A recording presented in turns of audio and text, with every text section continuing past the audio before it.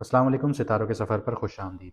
आज की वीडियो में हम बात करेंगे जो कुंडली का बादशाह है, यानी आपके जायचे में जो बादशाह बैठा हुआ है यानी सन, वो 15 जनवरी को कैप्रिकॉन में ट्रांजिट कर रहा है 13 फरवरी 2026 तक। अब इसका इम्पैक्ट आपके ऊपर क्या आएगा, हम सारी चीज़ें डिस्कस करेंगे। लेकिन सबसे पहले मोटी मोटी चीज़ ये समझते हैं कि सन आपकी कुंडली में या आपके जायचे में किस चीज़ को दिखाता है। सन आपके फादर फिगर्स को दिखाता है। सन आपके बॉसेस को दिखाता है, अथॉरिटी फिगर्स को दिखाता है। इसी के साथ साथ सन ये भी दिखाता है कि आपका दुनिया में आने का मकसद क्या है। आप किस फील्ड में जाएंगे या किस चीज़ से रिलेटेड काम करेंगे तो आपको शोहरत भी मिलेगी और आप उस काम में आगे भी बढ़ेंगे। अक्सर और बेशतर आपने इसी तरह लोगों को देखा होगा कि वो अपनी फील्ड में दिन रात मेहनत करते हैं, 20-20 साल लगा देते हैं या 30-30 साल लगा देते हैं या अपनी पूरी ज़िंदगी लगा देते हैं, लेकिन कामयाब नहीं हो पाते, उनको नाम नहीं मिलता। एक अपनी जो सैलरी होती है वही कमा के बस घर चले जाते हैं और पेंशन पे गुजारा करते हैं। लेकिन इसके बरक्स आपने ये भी देखा होगा कि 10-10 साल के बच्चे या 20-20 साल के बच्चे नाम भी कमा लेते हैं, फेम भी कमाते हैं और उनको दुनिया भी पहचान रही होती है। तो इस तरह के बहुत सी चीज़ें हैं जो सन शो करता है। तो ये सारी चीज़ें सन के अंडर में आती हैं और भी बहुत कुछ आता है, लेकिन वो एक टॉपिक बहुत ज़्यादा लंबा हो जाएगा। लेकिन कैप्रिकॉन में सन कंफर्टेबल नहीं होता। उसकी बड़ी वजह यह है कि सन जिस घर में जा रहा है वो उसके एनिमी का घर है, यानी उसके दुश्मन का घर है, और वो है शनि यानी कि सैटर्न।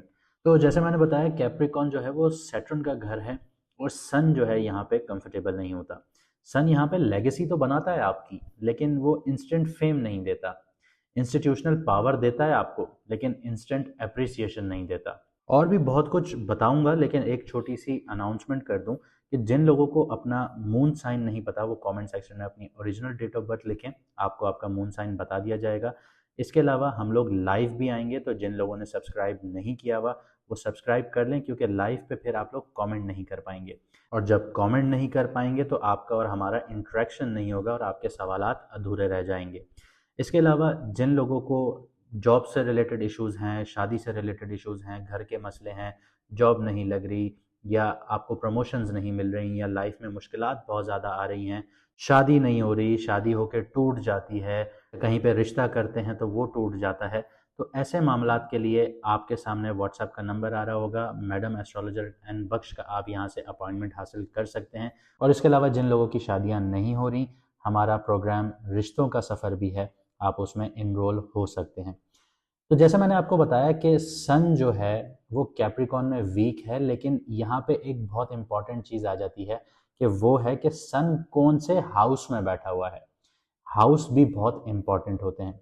तो आइए इन सारी चीज़ों को एक्यूमुलेट करके समझते हैं कि सन का जो ये ट्रांजिट है कैप्रिकॉन में, ये आपके लिए कैसा रहेगा। अब बात करते हैं सिंह राशि वालों की, यानी कि लियो मून साइन वालों की, यानी कि बुर्ज असद वालों की। तो सबसे पहले करियर, बिजनेस, जॉब, फाइनेंस और उन लोगों की बात करेंगे जो नौकरियां ढूंढ रहे हैं। लियो के लिए कैप्रिकॉन जो है वो 6th हाउस बनता है, जो कि कंपटीशन का घर है, सर्विस का घर है, रूटीन वर्क का घर है, डेली लाइफ का घर है, दुश्मनों का घर है, डिसिप्लिन का घर है। और सन जो है वो लियो का लॉर्ड है और वो बैठा है 6th हाउस में, कैप्रिकॉन में, सैटर्न के घर में यानी दुश्मन के घर में। तो ये बहुत वीक साइन है सन के लिए। लेकिन ट्विस्ट यहाँ पे ये आता है कि 6th हाउस जो है वो फंक्शनल स्ट्रेंथ देता है, क्योंकि ये जो घर है ना ये उपचाया घर है। उपचाया का मतलब ये होता है कि ये घर वक्त के साथ ग्रो करता है, ठीक है, ये इम्प्रूवमेंट की तरफ लेके जाता है, स्ट्रेंथन करता है, सॉरी, इंक्रीज करता है, ग्रोथ देता है। तो 6th हाउस वक्त के साथ साथ ग्रो होता है। इसी तरह 9th हाउस है जिंदगी में। तो यहाँ पे आपको करियर में आपका जो वर्कलोड है वो बहुत ज़्यादा बढ़ना शुरू होगा, लेकिन आप स्लोली अपनी पोजीशंस को ना सिक्योर करना शुरू करेंगे। जिन लोगों के पास जॉब हैं उनकी रूटीन बहुत ज़्यादा स्ट्रिक्ट हो जाएगी, टारगेट्स और अकाउंटेबिलिटी फेस करनी पड़ सकती है आप लोगों को। जो लोग नौकरियां ढूंढ रहे हैं या कॉम्पिटिटिव एग्जाम्स दे रहे हैं, टेस्ट या मल्टी राउंड इंटरव्यूज दे रहे हैं, उनके योग बहुत ज़्यादा बनना शुरू होंगे। लेकिन कंपटीशन में आप लोगों ने अगर ये चीज़ दिमाग में रख ली या टेस्ट वगैरह में ये चीज़ दिमाग में रख ली कि मैं तो ये चीज़ कर जाऊंगा, ईगो ले आए कि मुझे सब कुछ आता है, तो यहाँ पे आप लोग फंस जाएंगे। मेहनत रंग लेकर आएगी, लेकिन आपको ईगो वगैरह साइड पर रख के प्रॉपर स्टडीज़ करनी पड़ेंगी, या प्रॉपर इंटरव्यूज़ की तैयारियां करनी पड़ेंगी, या कॉम्पिटिटिव एग्जाम्स की तैयारियां करनी पड़ेंगी। इसके अलावा बिजनेस में जो राइवल्स हैं वो एक्टिवेट होना शुरू हो जाएंगे। इसी तरह आपके जो वर्क प्लेस पर आपके जो राइवल्स हैं वो भी एक्टिवेट हो जाएंगे। ऑफिस पॉलिटिक्स हो गई, तो जो लोग बिजनेस कर रहे हैं उनके अपने जो बिजनेस राइवल्स हैं वो एक्टिवेट होंगे। लेकिन कंसिस्टेंसी अगर आप लोग रखेंगे तो उन पर आप लोगों को एज मिलेगी, क्योंकि सन जो है उसको कोई दबा नहीं सकता। सन की जो पावर है, नेचर है, वो यहाँ पे वक्त के साथ साथ ग्रो करती है। तो यहाँ पे सन वीक तो है, लेकिन उसको स्ट्रेंथन किया जाता है हाउस की तरफ से, क्योंकि हाउस जो है वो वक्त के साथ साथ ग्रो करता है, सिग्निफाई कर रहा होता है, इंक्रीज कर रहा होता है। तो यहाँ पे सन भी अगर आप एफर्ट्स देते हैं तो वो आपको उनका रिजल्ट देना शुरू करता है। इसके अलावा फाइनेंस में इनकम एफर्ट बेस्ड होना शुरू हो जाती हैं आपकी। शॉर्टकट से आप लोगों को नुकसान होता है, क्योंकि सिक्स्थ हाउस शॉर्टकट्स का नहीं होता। सिक्स्थ हाउस आपकी डेली रूटीन का होता है। तो आप डेली रूटीन में अगर आप काम करेंगे इनकम के लिए, तो अब आपकी एफर्ट बेस्ड इनकम होगी। तो अगर आप काम नहीं करेंगे तो आपकी इनकम भी यहाँ पे बंद हो जाएगी। एफर्टलेस, अब यहाँ पे आपको शॉर्टकट्स, यहाँ पे आपको काम नहीं आएंगे। जिनके फोर्थ हाउस में वीनस होगा, वहाँ पे आपको घर पे बैठे बैठे पैसे मिलते हैं। आपने ऐसे लोग देखे होंगे जो काम वगैरह कुछ भी नहीं करते, घर बैठे होते हैं, तो बस उनको पैसा आ रहा होता है। तो मुख्तलिफ यहाँ पे स्टार पोजीशंस होती हैं। इसके अलावा जो लियो हजरात जो हैं वो डिसिप्लिन एक्सेप्ट करेंगे, वो कंपटीशन में जीतना शुरू होंगे, क्योंकि सिक्स्थ हाउस जो आप लोगों का है वो कैप्रिकॉन है, शनि का घर है, सैटर्न का घर है, और सैटर्न आपसे डिसिप्लिन डिमांड करता है। इसके अलावा आगे बढ़ते हैं, लव लाइफ, सिंगल्स और मैरिड लाइफ की बात करते हैं। तो सिक्स्थ हाउस की जो एक्टिवेशन है, इसकी वजह से रिलेशनशिप में छोटी छोटी टेंशन्स आ सकती हैं। सिंगल्स के लिए बात करूं तो अट्रैक्शन जो है वो आपको काम की जगह पे मिलेगी, या आपकी डेली रूटीन के थ्रू आपको मिल सकती है।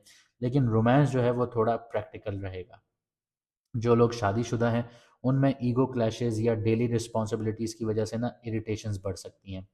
एक कहेगा कि मैं सारा दिन ये करता हूँ, तुम क्या करती हो। दूसरा पार्टनर कहेगा कि मैं सारा दिन ये करती हूँ, तुम क्या करते हो। तो ये इस तरह की आप लोगों की ईगो बेस्ड लड़ाइयाँ चल सकती हैं।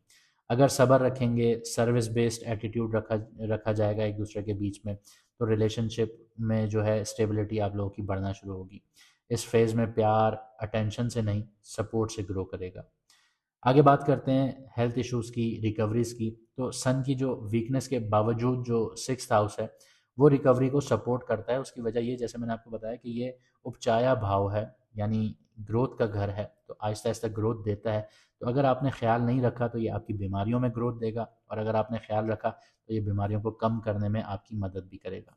तो यहाँ पे सिक्स्थ हाउस में आपको acidity, digestion, blood pressure fluctuations और काम से रिलेटेड स्ट्रेस आपका बढ़ सकता है। इसका रिस्क बहुत ज़्यादा हाई होता है तो यहाँ पे। और जिन लोगों ने इन चीज़ों पर ध्यान नहीं दिया तो ये क्रॉनिक डिजीज़ में भी कन्वर्ट करता है, क्योंकि जैसे मैंने आपको बताया कि ये हाउस जो है ये ग्रोथ का हाउस है, ये वक्त के साथ साथ ग्रो करता है। ओवर कमिटमेंट से ये सारी चीज़ें भी बहुत ज़्यादा आपको होना शुरू होंगी। स्पाइसी फूड खाने से भी बहुत ज़्यादा होंगी, तो इन चीज़ों का एहतियात कीजिएगा। इसके अलावा इस टाइम पीरियड में आपको आँखों से रिलेटेड भी इश्यूज़ आ सकते हैं, और हड्डियों से रिलेटेड भी इश्यूज़ आ सकते हैं। तो बहुत ज़्यादा केयर कीजिएगा।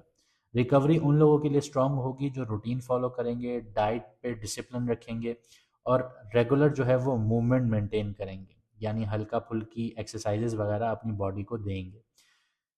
आपको कुछ रेमेडीज़ भी बताता हूँ, लेकिन उससे पहले ये बता दूं कि लियो वालों के ना सिक्स्थ हाउस में जो सन का ट्रांजिट है, तो सिक्स्थ हाउस जो है ये मेहनत और डिसिप्लिन का फेज है आप लोगों के लिए, स्पॉटलाइट का नहीं है इस टाइम पीरियड में। तो रूटीन एक्सेप्ट कीजिएगा, ईगो को साइड पर रखिएगा, क्योंकि आपकी पर्सनालिटी खुद ऐसी है कि आप लोग किसी और की सुनना पसंद नहीं करते। तो अब आपको ईगो साइड पर रखना होगा, कंसिस्टेंसी दिखानी होगी। तो अगर आप लोगों ने ये सारी चीज़ें कर ली तो ये फेज़ प्रोफेशनल स्टेबिलिटी और कम्पिटिटिव एज देना शुरू करेगा आप लोगों को। कुछ रेमेडीज़ की बात कर लेते हैं। तो सबसे पहले आप लोगों को अपने सुपरवाइजर्स हो गए, या कोई बुजुर्ग हजरात हो गए, या हार्ड वर्किंग लेबर क्लास हो गई, उसको सदका या दान करें खाने पीने की चीज़ें, या फिर प्रैक्टिकल हेल्प ऑफर करें अगर आप लोग ये चीज़ें अफोर्ड नहीं कर सकते। ये सन का जो कार्मिक प्रेशर होता है उसको सॉफ्टन करना शुरू करता है।